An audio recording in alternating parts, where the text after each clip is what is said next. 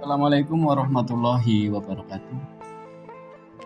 Jumpa lagi dengan saya, Sandi, di channel Huda. Di siang hari ini saya mau mereview bonsai kimeng yang 10 hari yang lalu kurang lebih saya press total untuk mendapatkan perantingan yang atau percabangan yang lebih rapat lagi ya teman-teman. Nah, di sini teman-teman bisa lihat sudah mulai ada tunas-tunas baru yang muncul dan itu sesuai harapan yang saya inginkan, karena dalam pengepresan ini bertujuan untuk menjadikan cabang dari bahan bonsai kimeng ini lebih berotot tentunya teman-teman. Nah, di video ini saya akan bercerita tentang cara mengatasi press cabang agar tidak busuk atau kerja dua kali. Artinya setelah kita press banyak juga yang tidak tumbuh ya teman-teman. Sebenarnya di sini saya belajar dari pengalaman kesalahan. Jadi buat teman-teman jangan ragu untuk melakukan sesuatu dan jangan takut salah, karena kesalahan itu adalah sesuatu input bagi kita yang positif untuk kedepannya teman-teman. Jadi kita bisa belajar dari sebuah kesalahan. Dulu saya pernah melakukan pengepresan seperti ini. Kesalahannya di mana? Kesalahannya pada waktu dulu itu saya melakukan pengepresan yang pertama, saya otak-atik pada bagian akarnya juga. Saya press akarnya juga, atau setelah repotting itu yang pasti dulu saya press akarnya, padahal tidak repotting. Saya press akarnya di lahan ground, kemudian saya press percabangannya juga. Nah, apa yang terjadi teman-teman? Percabangannya itu dia tidak tumbuh sesuai apa yang saya harapkan, melainkan dia tumbuh baru pada bagian ketiaknya. Jadi cabang utamanya itu tidak tumbuh ya, tapi dia tumbuh pada bagian ketiak daripada cabang itu. Jadi sama seperti mengenolkan lagi, benar-benar mengenolkan. Nah, jadi untuk mendapatkan seperti ini kuncinya yang pertama adalah tidak mengotak-atik bagian bawah atau akarnya. Kemudian yang kedua itu diusahakan semua cabang atau semua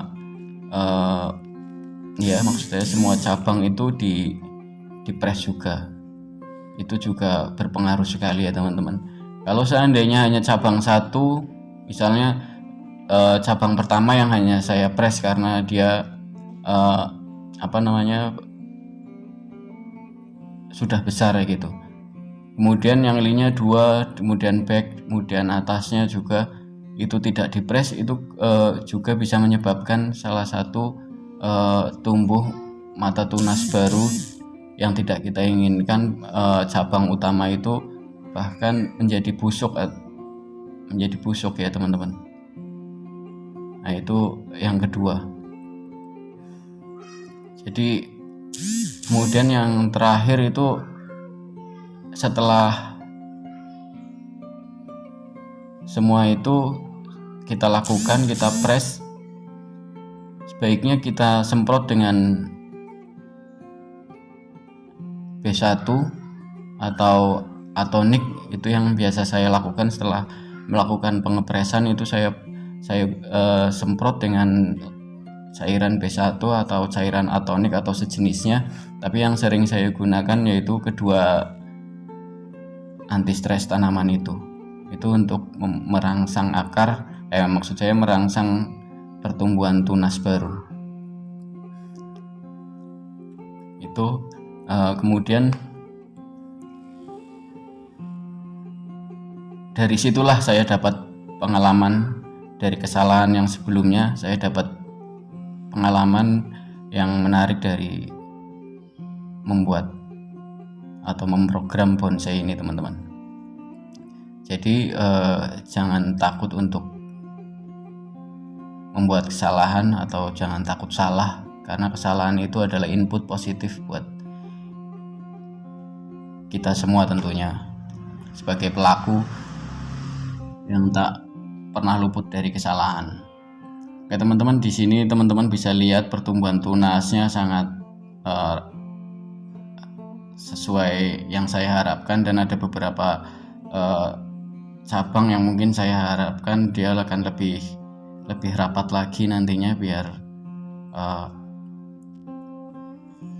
lebih berotot nantinya ya percabangan ini. Dan pada bagian belakang ini teman-teman bisa lihat juga, ini sudah sangat pas sekali. Nanti ketika tumbuh ini akan saya landaikan.